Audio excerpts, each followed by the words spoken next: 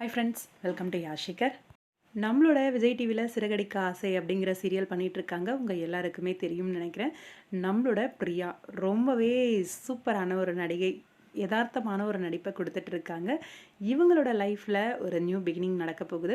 அதை பற்றின ஒரு அப்டேட் தான் இந்த வீடியோவில் பார்க்க போகிறோம்.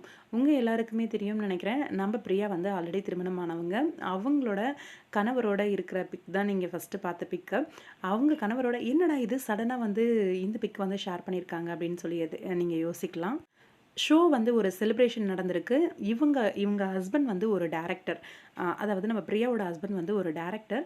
அவர் வந்து புதுசாக ஒரு மூவி ஒன்று பண்ணியிருக்காரு. அந்த மூவி வந்து இன்னைக்கு வந்து ரிலீஸ் ஆகுது.